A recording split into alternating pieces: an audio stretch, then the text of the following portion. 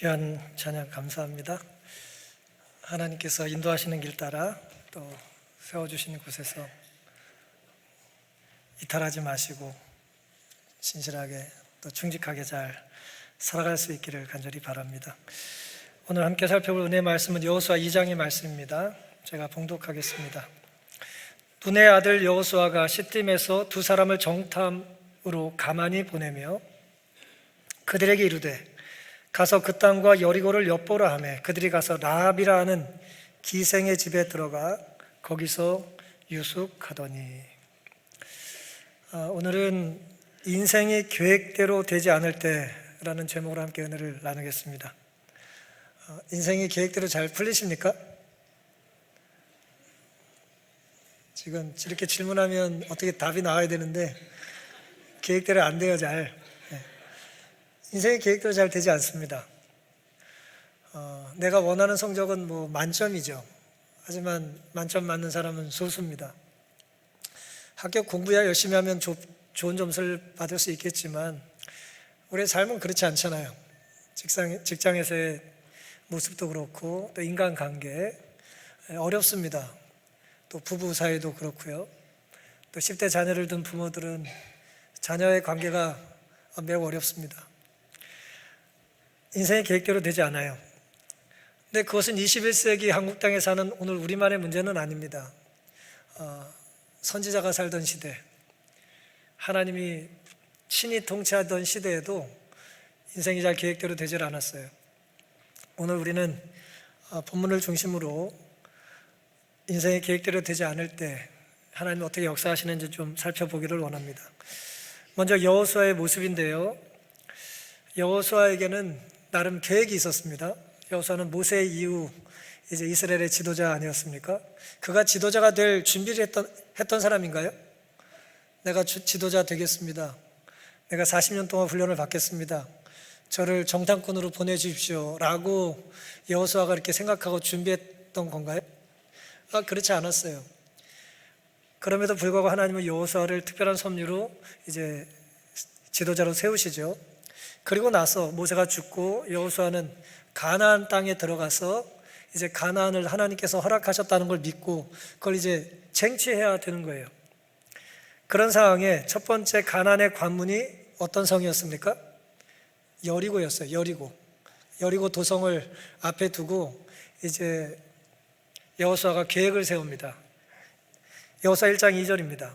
내 종 모세가 죽었으니 이제 너는 이 모든 백성으로 더불어 일어나 이 요단을 건너 내가 그들 중 이스라엘 자손에게 주는 땅으로 가라. 너의 평생에 너를 능히 당할 자가 없으리니 내가 모세와 함께 있던 것 같이 너와 함께 있을 것임이라. 내가 너를 떠나지 아니하며 버리지 아니하리니 마음을 강하게 하라. 담대히 하라. 너는 이 백성으로 내가 그 조상에게 맹세하여 주리라 한 땅을 얻게 하리라. 하나님께서 여호수아에게 들려주신 말씀이에요. 모세는 죽었고 내가 모세와 함께 했던 것처럼 너와 함께 하겠다. 내가 줄 땅을 가서 차지하라는 거예요. 요단강을 건너서 내가 주는 땅으로 가라는 명령엔 근데 흥미롭게도 그 다음에 자세한 계획이 따라오질 않았어요. 언제? 어느 길목에서 어떤 전략으로 어떻게 하라는 자세한 시행세칙이 더 이상 주어지지 않은 것입니다. 어디로 어떻게 가라는 말씀이 없어요. 그냥 가라는 말씀만 있어요. 살다 보면 이럴 때 있습니까? 준비해 그래놓고 알아서 하래요. 어렵죠. 어디로 어떻게 언제 가라는 말씀이 없었던 겁니다. 그래서 여호수아는 이제 어떻게 해야 될지를 이렇게 이제 생각을 하는 것입니다. 여호수아 2장 1절부터 다시 읽습니다.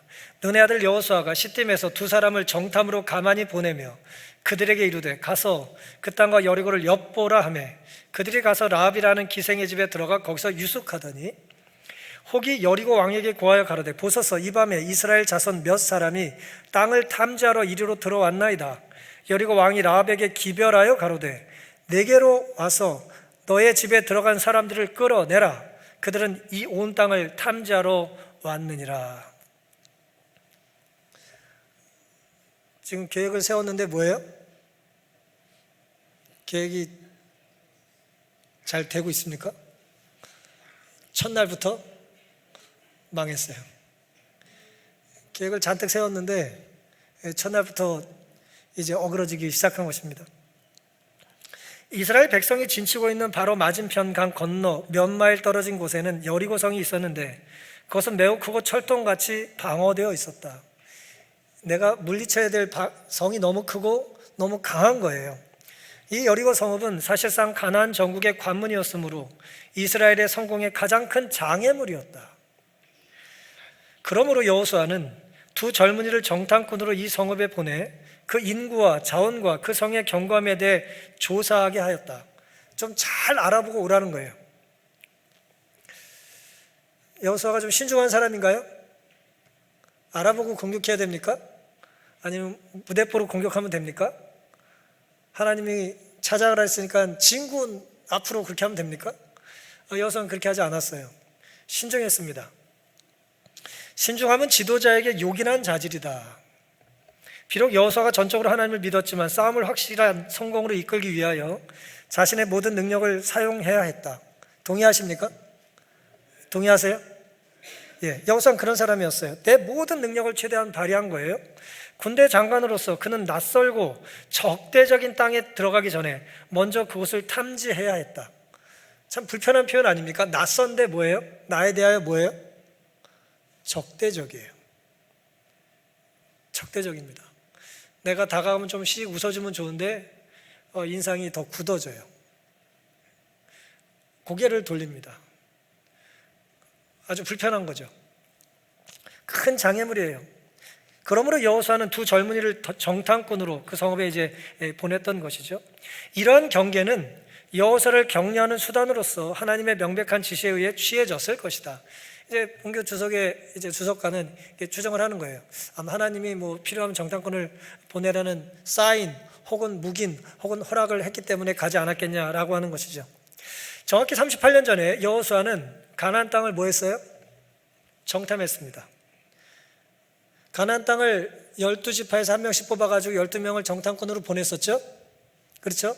그들이 돌아오고 나서 보고가 어땠습니까? 원래 정탐꾼 보내는 건 모세의 계획이에요? 아니면 사람들의 계획이었어요? 백성들의 계획이었어요. 성경에는 백성들이 원했다고 그랬어요. 모세가 원한 것도 아니고 하나님이 허락한 것도 아니에요. 하나님이 원했던 것이 아닙니다. 하지만 원하니까, 백성들이 원하니까 들어주신 거예요. 12명이 갔습니다. 우리가 잘 압니다. 2명을 제외하고, 갈렙과 여호수아를 제외하고 10명의 목소리가 어땠어요? 우리는 다 메뚜기 같습니다. 거인 앞에서 말이에요. 우리는 다 죽을 것 같다는 거예요. 못 이긴다는 거예요. 정확한 보고인가요? 요즘 말로 팩트예요. 쬐끔해. 못 이겨요. 유대인들이 가나안의 안악자손 무슨 수로 이깁니까? 그 거인들을, 그 덩치 큰 사람들을. 정확한 보고예요. 그게 12명의 보고였고 10명의 보고였고 2명만 그들은 우리의 밥이라고 말해요. 공격하자고 그렇게 말을 했습니다. 다수결로 결정하면 어떻게 됩니까? 10대 2. 아유, 민주적이죠? 그런 불행한 과거를 누가 알아요? 여호수아가 알아요. 내가 38년 전에 정탐꾼이었잖아요. 근데 이제 모세의 실수를 뭐하고 싶지 않은 거예요? 반복하고 싶지 않은 거예요. 그러니까 12명 너무 많아. 입들이 너무 많아. 그래서 몇 명을 뽑아요? 2명. 아마 둘이 좀 친했을 거예요. 둘이 여호수아에게만 보고하게 한 거예요. 백성들에게 알리지 않았습니다. 그렇게 신중하게 준비를 했습니다. 정신교육을 시켰어요?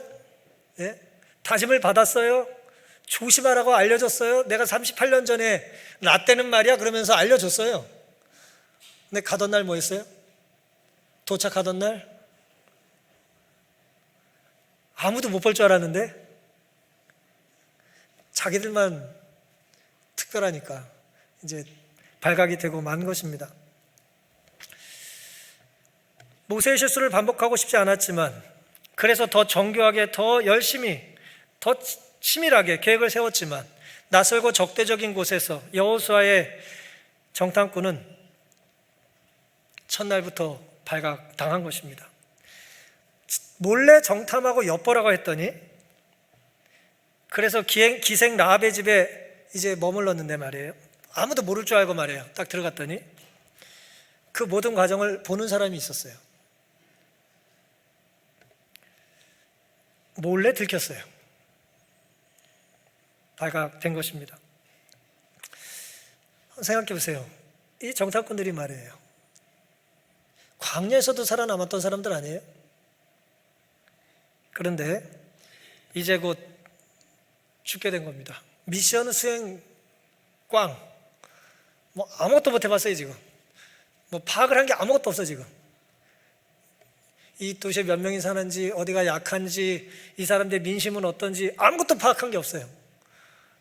그냥 죽게 된 것입니다. 우리들의 모습도 어쩌면 여호수아와 두 명의 정탐꾼의 모습과 때로 유사한지는 모르겠어요. 새벽부터 밤늦도록 수고하고 땀을 흘려 계획을 세우는데 첫날부터 되는 게 없어요. 여기 땅하고 출발해야 되는데 그냥 후진을 자꾸 하네. 우리 인생에 그럴 때가 많습니다. 열심히 준비하고 치밀하게 계획하고 신중하게 판단했는데 뭐 되는 게 없어요. 전도서의 전도자는 해 아래 모든 수고가 아무 유익이 없다고 탄식해요. 내가 아무리 수고를 해도 뭐 제대로 되는 게 없다는 거예요. 그런 탄식이 오늘 우리의 입술에서도 끊임없이 반복되고 있는 것입니다. 우리 눈에는 우리가 생각하는 이 삶의 시야가 굉장히 이제 넓혀졌다고 생각하고 심화됐다고 생각하지만 실제 매일매일 우리의 삶의 모습 속에는 눈앞에 문이 자꾸 뭐 하는 것 같아요? 닫히는 것 같습니다. 꽝 하고 문이 닫히는 거예요. 문이 막힌 것이죠. 하지만 문이 닫히고 내 계획이 무너지고 내가 아무리 신중해도 이 상황들이 호의적으로 나에게 다가오지 않을 때에 여전히 생명의 주관자가 하나님이신 것을 믿는 쪽을 택하며 사시기를 간절히 바랍니다. 예수님께서는 길과 진리와 생명이 되신다고 말씀하셨어요. 문이 닫혔을 때 우리가 생각해 봐야 될 것은 뭡니까?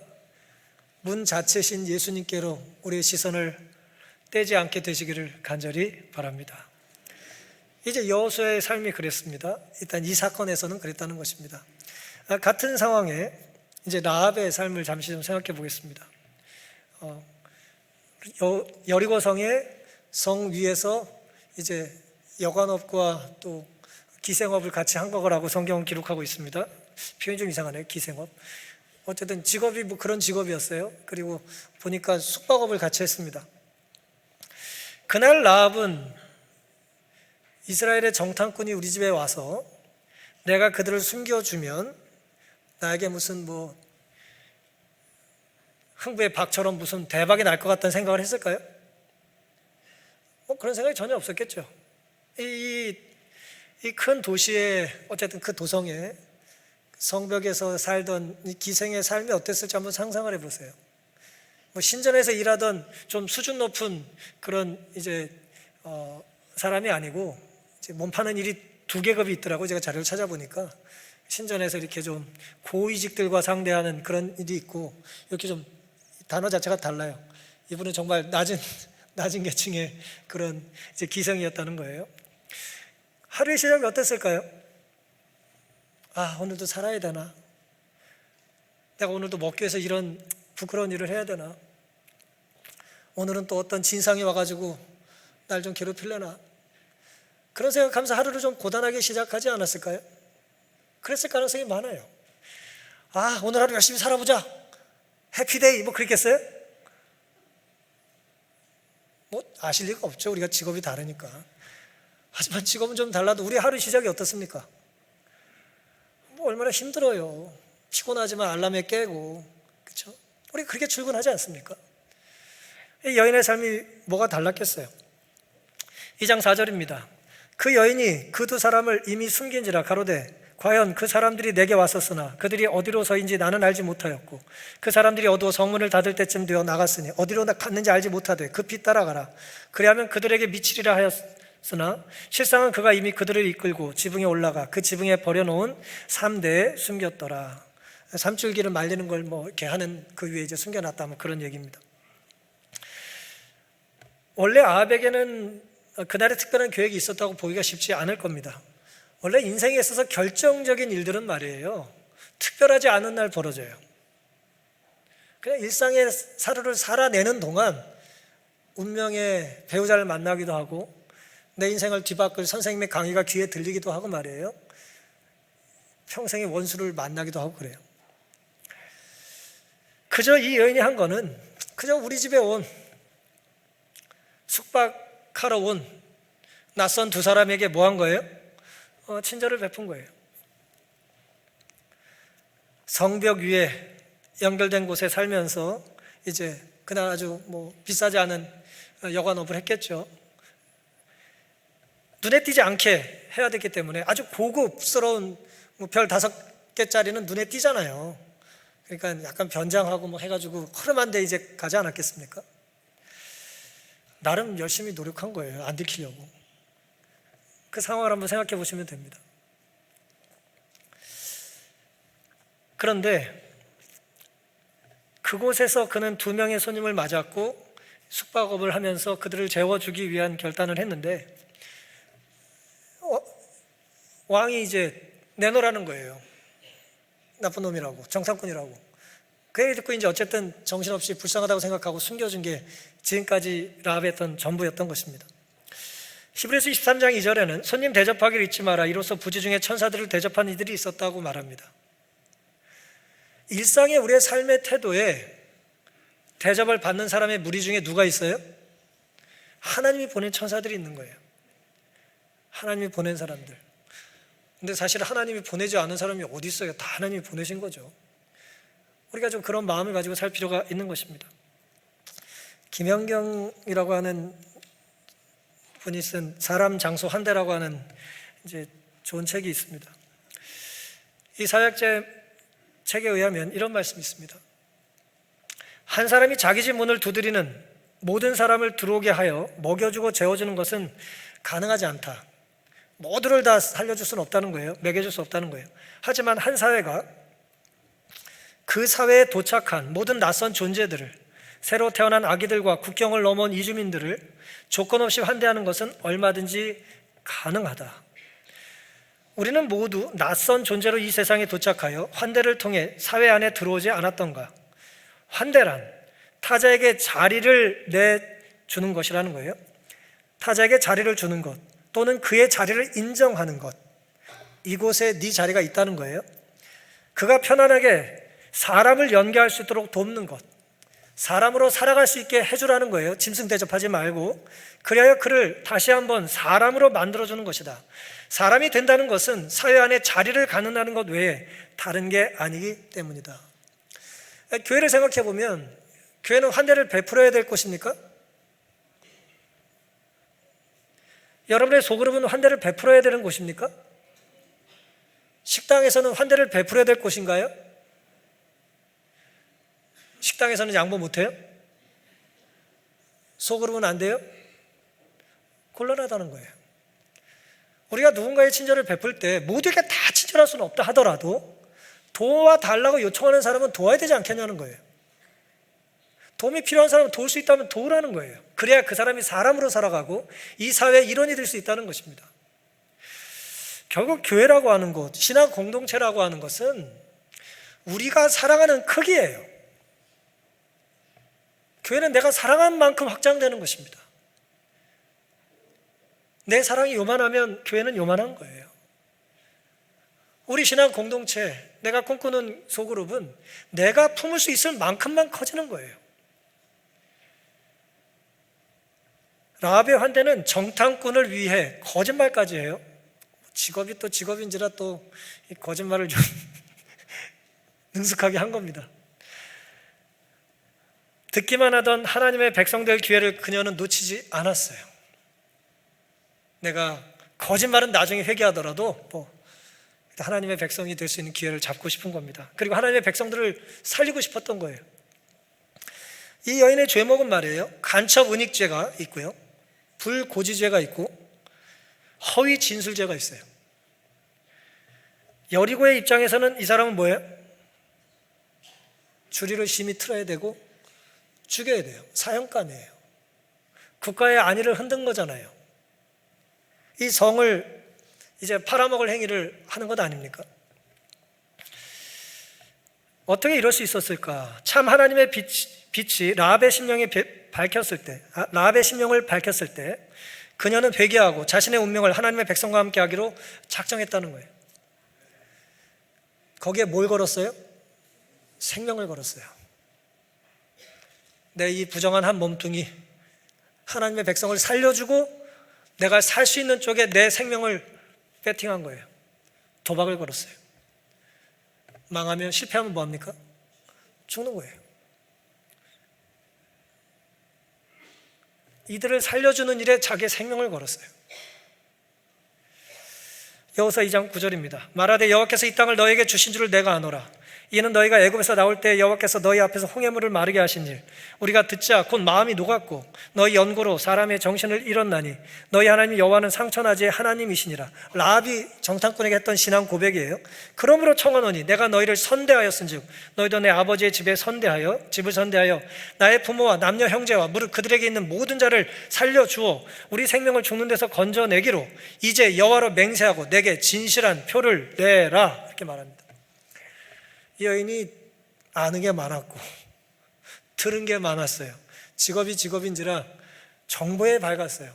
40년 전부터 있었던 일을 꿰뚫고 있잖아요. 지금 40년 전부터 이 여인이 그때 살았는지 태어나지 않았는지 그건 잘 모르겠어요. 어쨌든 그걸 줄줄이 꿰고 있어요. 지금 너희 하나님이 진짜 하나님이다. 속으로 무슨 생각했겠어요?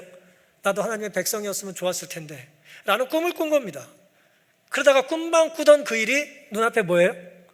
이제 보여지고 있는 거예요. 말로만 듣던 그 백성들이 우리 옆까지 왔다던데 그들이 하필 누구 집에 와요? 우리 집에 온 거예요. 그 많은 여관 중에 하필 우리 집에 뭐 단체 할인 그런 거 써붙인 것도 아닌데 말이에요. 그냥 우리 집에 와가지고 말이에요. 자기가 숨겨줘야 되고 그리고 그 일로 인하여 나도 같이 운명의 공동체가 된 거예요. 이제 발갓되면 같이 다 죽는 거잖아요. 맹세, 진실한 표를 요구합니다. 내가 너희 살려주었으니 우리를 살려달라는 거예요. 2명 살려주고 뭐예요? 가족이 몇 명인지 몰라요. 지금 뭐 다 올 거예요. 지금 떼거리로. 성공하면 남는 장사인가요? 우리가 예수를 믿고 구원을 받으면 말이에요, 조금 남는 장사가 아니에요. 내가 바로 삶으로 누군가 나의 삶을 통하여 구원을 받는다면 그것보다 위대한 삶이 어디 있고 그것보다 아름다운 성공한 인생이 어디 있겠습니까? 우린 그런 삶을 꿈꾸며 살아가야 될 사람들이에요. 그냥 이렇게 그냥 살다가 이렇게 가려는 게 우리 꿈이 돼서는 곤란할 겁니다. 라합은 정탐꾼에게 자기 생명을 걸었어요. 어떻게 라합은 이렇게 과감한 결정을 할 수 있었을까? 라합은 더 이상 친절한 기생도 오지랖 넓은 여관 사장도 아니에요. 더 이상 이런 일에 만족할 수가 없어요. 너무 귀한 것을 알아버렸어요. 너무 소중한 것을 탐하게 됐습니다. 다른 걸로는 뭐 할 수 없어요? 만족할 수 없어요. 그저 이 직업 때려치고 좀 넓은 집에 가서 좀 더 편안하게 노후를 보냈으면 좋겠다는 그런 꿈을 이제 갖지 않았어요. 자기 집에 온 2사람을 통해서 어쩌면 유일하게 제공되었을 그때까지 인생 역전의 기회를 그는 놓을 마음이 없었던 것입니다. 우리는 무슨 일과 누구에게 정성을 쏟고 살고 있습니까? 왜 하필 우리 집에 와가지고, 왜 하필 제칠하시 예수적인 교인이 돼가지고 내가 이렇게 괴롭게 사냐? 그 모든 삶의 무게들은 말이에요, 사실 하나님의 선물이에요. 하나님은 선물로 우리에게 주신 겁니다. 주님은 죄인들에게 친구가 되어주셨고 주님은 초청받은 자리를 거절하지 않으시잖아요. 그러니 주님이 우리 집에 머무실 수 있는 방법이 뭐예요? 우리가 우리 주변의 사람들을 예수님의 정신으로 뭐 하는 거예요? 환대하는 것입니다. 이 안에 네 자리 있다. 누가 오면 못 앉게 엉덩이 싹싹 밀지 마시고 반대로 미세요. 반대로 여기 오라고 말이에요. 들어오지 못할 것 같이 계속해서 담을 높이지 마시고 들어올 수 있게 담을 낮추는 우리가 됐으면 정말 좋겠습니다. 혼자 잘 사는 삶, 나름 의미가 있을 수 있겠지만 라합의 환대를 통해서 우리는 혼자만 사는 삶이 아니라 더불어 함께 사는 삶이야말로 가치 있는 삶이라는 걸 알게 되는 것입니다. 전욱이라고 하는 사람이 쓴 혼자만 잘 삶은 무슨 재민겨라고 하는 책이 있는데요, 그분은 이렇게 말합니다. 뭐든 여럿이 노나 같고 모자란 곳은 두루 살피면서 채워주는 것, 그게 재미난 삶이 아닌겨? 참 아름다운 이야기죠. 혼자 아멘하면 심심하잖아요. 네? 함께 찬양하고 함께 아멘하고 함께 기도하고 함께 헌신하고 그렇게 사는 삶이 우리의 삶이 되기를 간절히 바랍니다. 마지막으로요, 여호사와 라합의 삶에 역사하신 하나님의 섭리를 잠시 좀 살펴보겠습니다.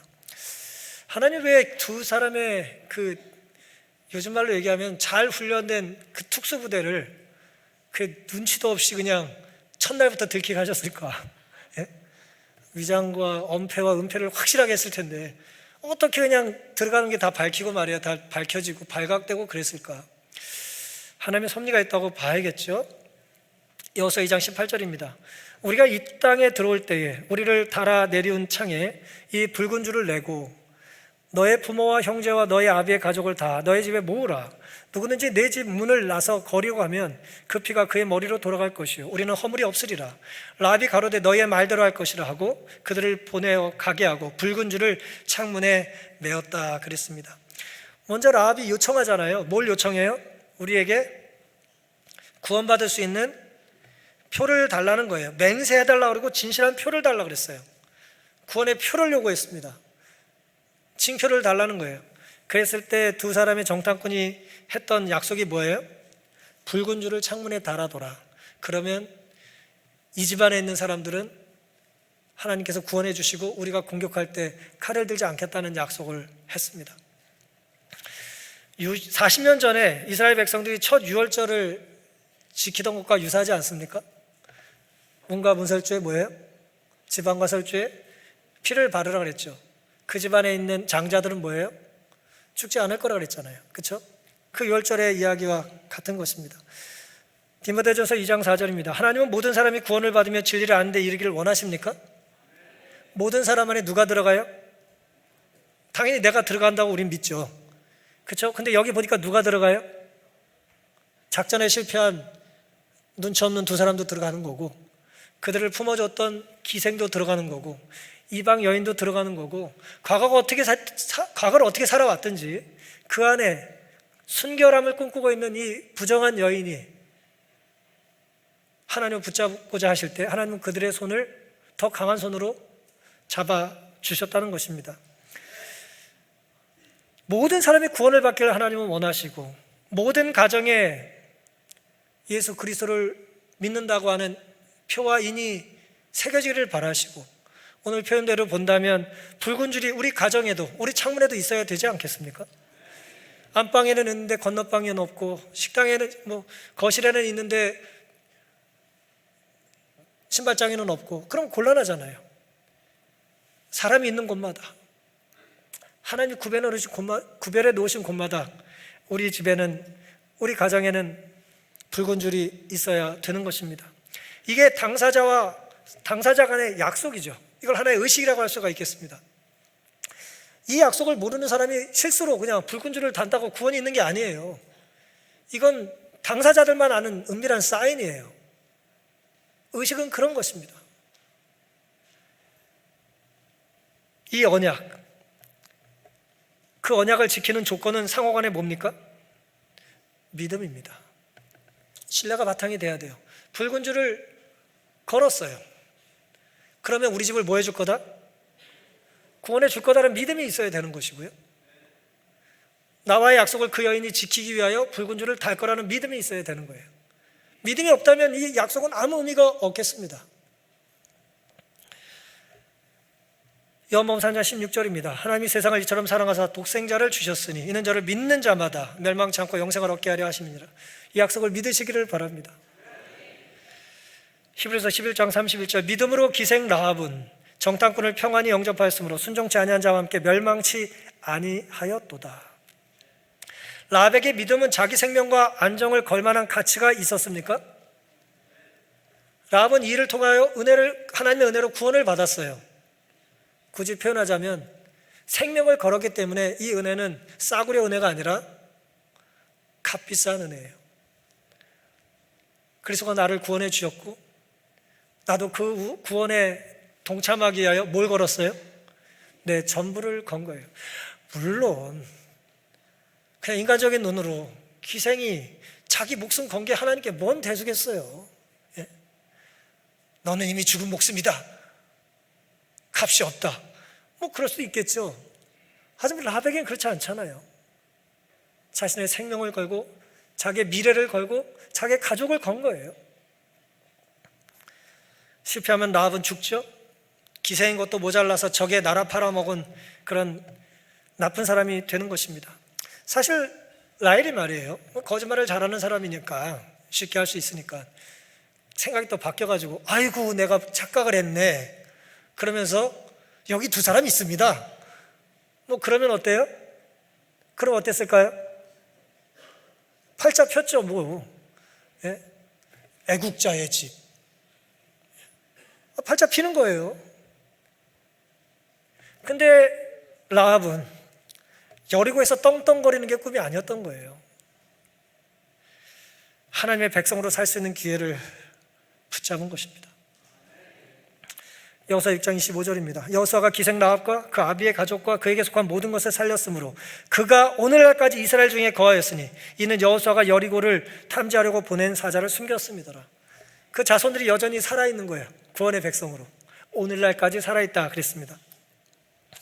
온 가족과 함께 살아났습니다. 그리고 우리가 잘 아는 것처럼 놀랍게도 마태복음의 예수님의 족보 안에 누가 들어가요? 라합이 들어가요. 다윗의 고조 할머니입니다. 라합의 고손자가 다윗이에요. 마태복음 1장 5절입니다. 살몬은 라합에게서 보아스를 낳고 보아스는 루색에서 오벳을 낳고 오벳은 이새를 낳고 이새는 다윗 왕을 낳았다 그랬습니다. 살몬이 누군지 잘 모르지만 어떤 사람들은 정탐꾼 중에 하나였을지 모르겠다고 추정하는 사람이 있어요. 뭐 그건 중요한 건 아니죠. 어쨌든 라합은 팔자가 폈어요. 여리고의 대지주가 될 수 있는 걸 뻥차고 하나님의 백성이 됐습니다. 그리고 메시아의 조상이 됐어요. 메시아의 조상이 됐다는 게 무슨 뜻입니까? 하나님은 라합을 통하여 그 가족만 구원한 게 아니라 온 인류를 구원할 수 있는 사람으로 사용하셨다는 것입니다. 여호수아의 계획은 첫날부터 실패했고 라합은 그날 특별한 생각이 없었을지 모르지만 하나님은 한 채의 오차도 없이 그날 완벽한 구원의 계획을 이루십니다. 만약 정탐꾼이 라합의 집에서 발견되지 않았고 라합이 두 사람에게 친절을 베풀지 않았다면 어땠을까요? 하나님은 또 다른 사람을 통하여 또 다른 구원의 이야기를 만들어 가셨겠죠. 사랑하는 성도 여러분, 삶이 아무리 암담하고 우리가 나약하게 보여도 하나님은 변함없이 구원의 계획을 우리를 통하여 이루기를 원하신다는 것을 믿음으로 받아들이지 않으시겠습니까? 하나님 오늘 우리를 통해서 그런 일을 이루고자 원하십니다. 우리가 그런 믿음의 백성들, 구원의 연결고리가 될 수 있기를 간절히 바랍니다. 2차 대전에 관심이 좀 있으신 분들은 많이 들어보셨을 것 같은데요. 독일이 1차 대전에 패전하고 자존심이 많이 상해서 2차 대전을 결국 일으키잖아요. 히틀러라고 하는 이 세계 악마가 말이에요. 이 끔찍한 전쟁을 일으키는데 1939년에 독일이 이제 폴란드를 침공하면서 2차 대전이 이제 일어나고 영국은 이제 처칠을 중심으로 연합군을 결성해서 이제 도보 해협, 영국과 이제 유럽이 떨어져 있는 도보 해협을 통과해서 유럽 대륙으로 군인들을 계속 파병했습니다. 연합군의 일원으로 유럽을 히틀러부터 지키기 위해서. 폴란드를 침공한 지 이제 1년 뒤에 1940년 5월에 이미 30만 명의 영국 군들이 프랑스 북부의 작은 항구 도시인 덩케르크, 뭐 들어보셨을 거예요. 덩케르크라고 하는 곳에 이제 주둔해 있었습니다. 근데 독일군은 파죽지세로 벨기에, 네덜란드를 계속 침공하고 프랑스까지 이제 침공해 온 거예요. 이제 며칠만 있으면 영국군이 주축이 된 이 연합군이 이 조그만 덩케르트에 모여가지고 항구 도시에 모여서 이제 섬멸당할 지경에 놓인 것입니다. 위대한 전차가 있죠. 공군이 화력이 뛰어나죠. 뭐 패전이 없어요. 그때까지 막 계속 이기는 거예요. 상황이 절망적이었습니다. 이젠 남는 것이 없어요. 그때 한 영국의 해군 장교가 런던에 무전을 이렇게 칩니다. 내용이 단지 세 단어만 있어요. But if not. 그렇게만 온 거예요. But if not. 굳이 번역하자면 그렇게 되지 않더라도, 뭐 그렇게 이제 온 겁니다. 이게 뭔 뜻인가? 해석을 해야 되잖아요. 맥락을 모르니까. 하지만 뭐 킹제임스 버전을 많이 읽었던 사람들은 이제 이 말이 무슨 뜻인지 아는 것입니다. 다니엘 8장 18절을 인용한 거예요. 새 번역을 읽습니다. 비록 그렇게 되지 않더라도 우리는 임금님의 신들을 섬기지도 않고 임금님이 세우신 금신상에게 절을 하지도 않을 것입니다. 굽어 살펴 주십시오. 우리가 익숙한 한글, 개역 한글판은 그리 아니하실지라도로 번역했어요. 이제 그걸로 이제 무전이 온 것입니다. 해석이 이제 되십니까? 본질에서도 이제 해석이 된 거예요. 1940년 5월 런던으로 온 이 무전, 영국 장교의 뜻은 뭐예요? 덩케르트의 상황은 어둡다. 우리는 포위되었다. 기적이 아니면 살아 돌아갈 수 없을 것이다. 하지만 무슨 일이 있어도 우리는 뭐 하지 않겠다? 투항하지 않겠다는 거예요. 연합군을 또 영국을 배반하지 않겠다. 인간성을 포기하지 않겠다는 것입니다. 이 짧은 말에, 그렇게 되지 않더라도 라는 짧은 말에 그 모든 의미가 담겨 있었던 거죠. 완전한 맹세였던 것입니다. 며칠 후 영국인들은 800대의 폭격기, 어선, 항선, 심지어 레저용 요트, 기록에 의하면 4.2m밖에 안 되는 조그만 배까지 다 출동해가지고, 배라는 배는 다 출동해가지고 어부들이 자기 고국의 군인들과 연합군을 살리기 위해서 공군의 폭격을 뚫고 그들을 살리기 위해서 배를 보냈다는 것을 우리는 알게 됩니다. 그 철수작전에 동원된 온 민간인을 다 포함해서요, 그런 협업으로 33만 8천 명의 영국군과 프랑스군을 구해낼 수 있었어요. 훗날 이 사건은 덩케르크의 기적이라고 불리게 됩니다. 뭐 영화도 몇 년 전에 나온 것 같아요. 완전 기적이 벌어진 거죠. 독일군이 또 판단을 미스하거든요. 전차를 더 보내지 않고 공군의 화력을 너무 믿었고. 사랑하는 성도 여러분, 오늘 우리의 삶이 때로 전쟁터와 같이 느껴질 때가 있습니다. 우리의 삶이 계획대로 되지 않을 때가 많죠? 계획대로 되지 않아요. 2차 대전 중에 선별의 위기에서 한 영국의 장교의 무전은 오늘 우리에게 큰 울림을 주는 것입니다. 우리 인생이 내 계획대로 되지 않더라도 우린 타협할 수 없는 영역이 있어야 되지 않겠습니까? 내 본심은, 내 감정은, 내 기분은 그렇게 하고 싶지 않아요. 하지만 하나님께서 나에게 말씀하시는 거예요. 내 신앙 양심에 말씀하시고 내 과거 이끌어오신 섭리를 통하여 나에게 호소하시는 것입니다.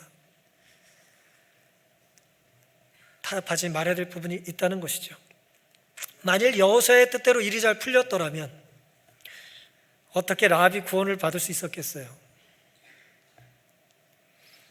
왕이 라합에게 정탐꾼을 내놓으라고 닥달하지 않았다면 어떻게 라합이 그 순간 자신의 목숨을 걸고 하나님의 백성으로 살겠다는 결심을 할 수 있었겠어요? 정탐꾼이 왔다가 그냥 가는데 그 사람 뒷고문이 붙잡고 나 좀 살려달라고 할 가능성은 없잖아요. 그러니 삶의 형편이 어떻게 전개되든지 하나님의 동역자가 되기로 작정하면 좋겠습니다. 하나님께서 정탐구 같은 사람을 내 삶의 지경에 보내주지 않으셨다면 날 괴롭히는 거잖아요. 날 힘들게 하는 거잖아요. 그 사람 때문에 내 인생이 망할 수도 있다라고 하는 그런 삶의 어려움들이 때로 있는데, 그런 사람들을 내 삶에 보내주지 않으셨다면 우리가 어떻게 이 자리에 하나님의 백성으로 설 수 있었겠습니까? 지금 우리는 하나님의 전체 그림을 볼 수 있어요, 없어요? 못 봅니다. 우리 시야가 얼마나 제한되어 있습니까? 제 등짝도 못 보시잖아요, 여러분. 볼 수가 없어요. 그 제한된 시선을 가지고, 시야를 가지고, 시력을 가지고 하나님의 전체 구원의 계획을 우리가 어떻게 알 수 있겠습니까? 그저 우리는 뭐 하는 거예요? 하나님의 약속을 믿고 내 계획대로 되지 않는다 할지라도 하나님의 신실하심을 믿는 편에 내 모든 삶을 걸 수 있게 되기를 간절히 바랍니다. 토저라고 하는 목사님이 내 믿음은 어디 있느냐라고 하는 책을 쓰셨는데요, 그분이 우리의 제자의 삶이 때로 카멜레온 같은 연약함이 있다는 얘기를 하면서 이런 얘기를 한 적이 있습니다.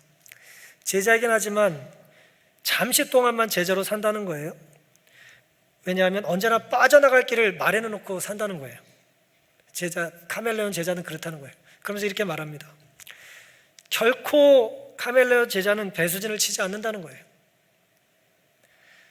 돌아가지 못할 선을 넘지 않아요. 두려운 거예요. 그렇지만 이 선을 넘는 사람이 그리스도인이요 참된 제자라고 나는 믿는다 라고 쓰셨어요. 굉장히 경건한 목사님이거든요. 여러분, 하나님이 우리의 배수진이 되기를 간절히 바랍니다. 도보해요. 그것이 그들에게 배수진이었어요. 이제 빠져 죽거든요. 하지만 끝까지 우린 뭐 하겠다? 악에 대하여 저항하겠다. 안전은 우리가 선을 긋는 게 아니에요. 어디가 안전한지 안전하지 않은지 우리가 선을 긋는 게 아니에요. 선은 누가 긋습니까? 선은 하나님이 그으시는 거예요. 말씀이 긋는 것입니다. 약속이 긋는 거예요. 우리가 인위적으로 긋는 것은 안전하지 않습니다. 하나님께서 우리의 삶의 일부가 아니라 우리의 삶의 전부가 되셔서 우리를 책임질 수 있도록 하나님을 대우해 드릴 수 있기를 간절히 바랍니다. 뭔가 삐걱거린다면 하나님을 등질 때가 아니라 지금이야말로 하나님을 향할 때라는 것을 기억하시며 살기를 간절히 바랍니다. 인생의 계획대로 되지 않을 때라도 하나님은 여전히 하나님의 일을 하고 계심을 믿으십니까? 믿는 쪽에 우리의 모든 걸 걸어보시기를 간절히 바랍니다. 따라서 내 꿈보다, 내 계획이 이루어지는 게 꿈이잖아요. 내 꿈보다 하나님의 꿈의 일부가 되는 것이 오늘 우리 각자의 여리고에서 우리가 할 일이라는 걸 기억하고 한 주 동안 믿음 안에 승리하며 살기를 바라면서 오늘 말씀을 마치겠습니다.